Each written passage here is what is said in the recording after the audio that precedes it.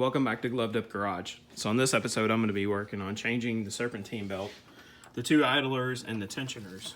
This idler here, that idler, and this tensioner right here. And I've also got a new belt to go on here. I started the oil change and I realized that I did not pick up a filter from the store like I thought I did.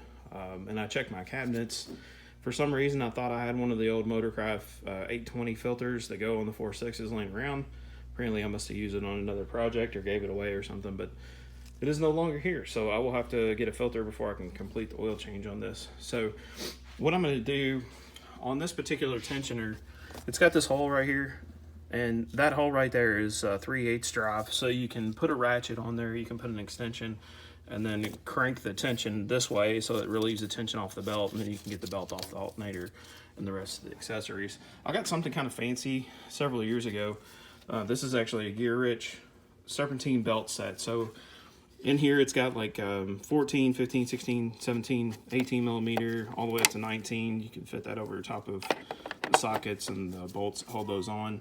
And then it also has like 3/8, half and 3/4 drive.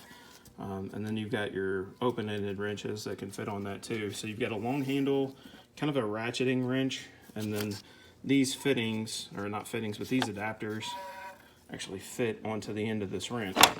They're very specific drive. It's not a normal, see, it's kind of a weird, like 6-point rounded drive.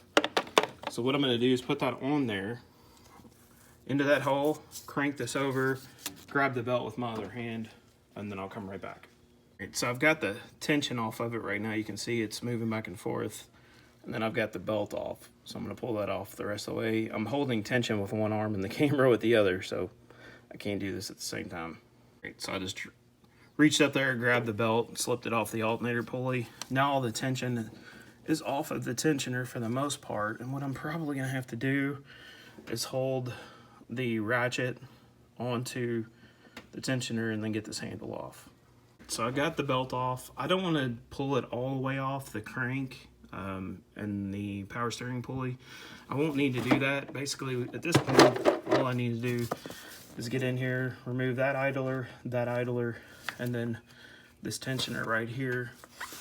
They all bolt to the front cover of this thing. Looks like the two idlers are 13 millimeter, and then I'm gonna say the tensioner looks like it might be a 10 or 11.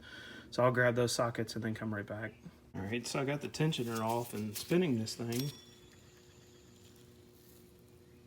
I don't really hear a lot of bearing noise. I just hear a little bit of noise, but it's not as bad as I thought it was going to be. This wasn't very expensive. I think it was 30 bucks or something like that. And I'm right here. I've got the belt off. I might as well go ahead and change it because eventually that bearing's going to fail. I mean, you can see there's a lot of dirt and stuff on the back side of this thing. With it being so cheap, I mean, yeah, you can take this apart, you can take this bolt off, you can replace the bearings inside of this. I've done that before, but in this case, the tensioner was so cheap, and it's a good quality part from Gates. It just made sense to go ahead and do it that way. So I'm gonna grab the new part, and we'll put that back on. All right, so I got my new one from Gates. You can tell that the casting is quite a bit different on this one. We've got this wing up here. Looks like it's to keep the belt from coming off. At least the tensioner, like draw hole is the same. That's still 3/8 drive. But this bracket is, it's solid. It doesn't have these cross brace supports in it.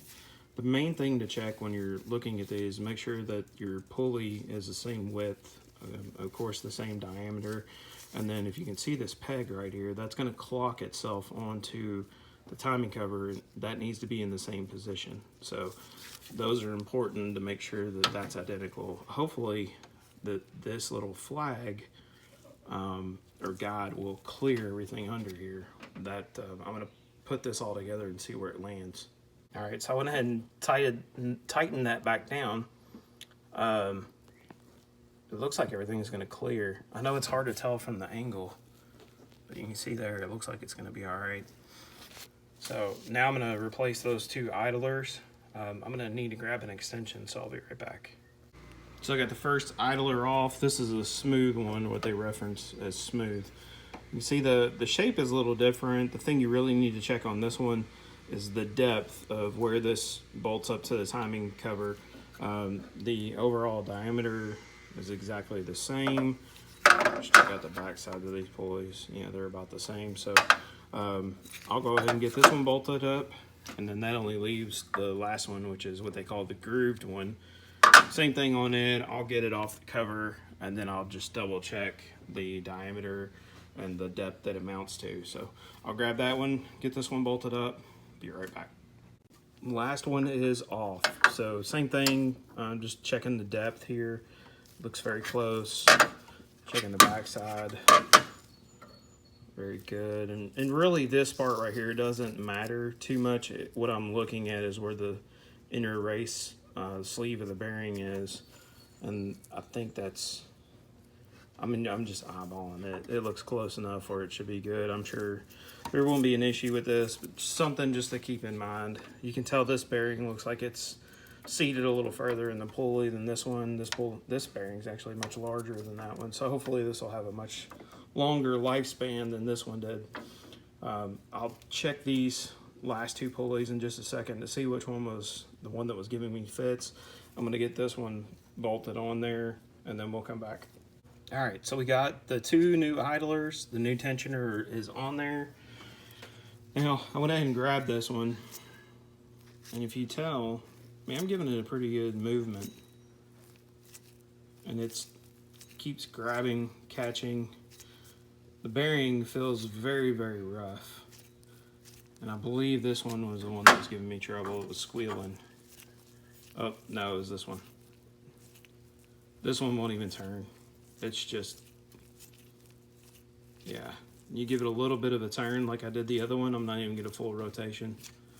Getting about a quarter rotation or so out of it. So, yeah, so it was this one that was bad. The bearing's bad on that. All right, next thing I'm gonna do is get the belt lined up here. And what I need to do, obviously I gotta get the belt off the bottom, but I left it on there because I've actually put these on backwards before. And I wanted to make sure that I got the direction going the right way from the crank. I'll grab the sight shield that has the belt routing diagram on it too.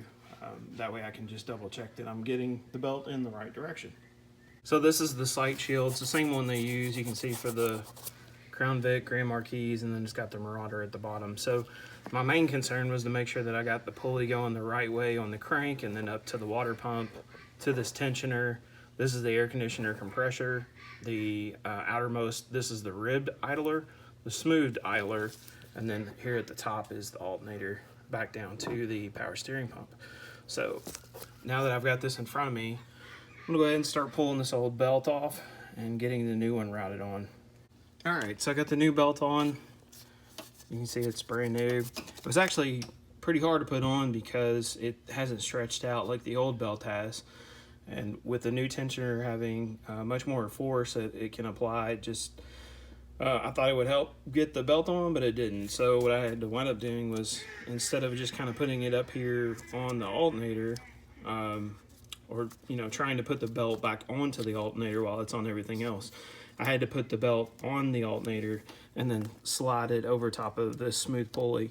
It actually worked out pretty good. So that belt is on. I'll button up everything under the hood. That's pretty much all I've got left to do. I'm waiting on a new keypad to come in. So I had an issue with the car where the keyless entry key fobs weren't working.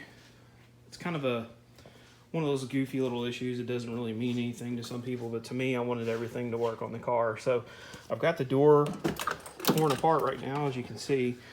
There's a driver's door module on Crown Vics, Grand Marquis, of course, Marauders. This little guy right here. And what that does, controls the keyless entry, and it also controls the keyless entry keypad that goes on the outside of the vehicle. And the problem I was having is the master code was not working, along with the keyless entry key fob was not working. So I started diving into it, reading online, of course, to see what the issue could be. A lot of people pointed fingers at the driver's door module, so I went ahead and picked one up off of eBay. It got here in a few days, and I put that in, and I still had the same issue. What was interesting is that the keypad would not work on my original module, but it will work on the new one that I got from eBay. And the difference between the two was where the numbers fall on the keypad. So my original one only used 2 of the buttons that were on here. Actually 3 of the buttons.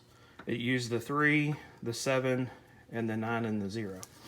So when I put that number in here, this will light up. As you can see, it just lit up a little bit, but the number wouldn't work. Now when I use the master code on the eBay one, it would actually work using the keypad, but it used the 2, the 5, and the 0, which leads me to believe that there's probably a connection issue between the 3 or the 7 going to the module. So I went ahead and bought another keypad. These are not that expensive. I think a brand new one, it was like 55 bucks on eBay. So I've got that coming. And then I'll get this driver's door put back together. Now, one of the other things I had that I was working on, if you can see on that side, that armrest right there, see how it's flared out? Well, it's pretty common for these cars to do that. I think I might have pointed it out in one of the first videos I did. Well, I fixed it on this one about the best I could. So these armrests, they're actually almost not really glued, but they're permanently attached to the door panel. Basically what you have is there's a pin that goes through the backside of the door panel, and then they melt that pin down where it becomes part of this door panel. And what I did is got out my soldering iron and I worked all those pins off where I could actually remove this door panel. And then I glued the door panel, or this armrest pad, back together. What you're seeing is vinyl, and then there's a layer of foam under that, and then there's a plastic layer that actually attaches to the door panel. So what happens is the foam that's attached to this vinyl comes separated from the plastic. I got in there and sanded it with like some 400 grit sandpaper, cleaned it really good with some alcohol, and then I used some 30-minute epoxy so that I had some time to get in there and kind of clamp this thing back together through here in a way that it wouldn't be obvious that it was clamped. Used a combination of C-clamps and some wood clamps and got it all back together. Once I got the main portion of it attached, then I had to go back and kind of glue this bottom lip back onto the plastic also. So got that handled. I'll get this door panel cleaned up. I also want to get a new piece that goes right here that holds the window switches. Mine's broken. That's pretty common.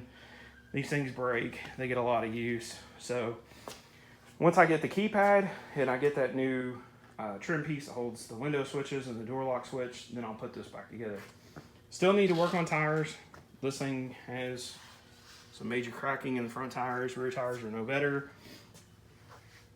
And then I'm not really sure what I'll do next. I'm open for suggestions. That takes care of a majority of the major stuff that I really wanted to work on. I think after that, I'll probably work on getting the windows tinted, because this car just needs tinted windows. I mean, it just looks so much better when it's all blacked out. I live in Kentucky. Our laws state we can do 20% on the back window. We can do 20% on the rear doors, but the front windows have to be 35, and we're not allowed to tint below the AS1 line or A1S line that goes up here on the windshield.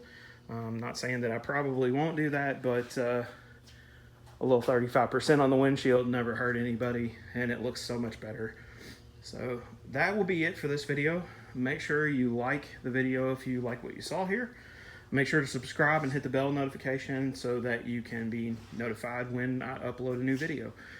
As of right now, I don't have a schedule for these. It's just as I get them completed and get them posted, that will be it. So thanks again for watching. I'll see you on the next one.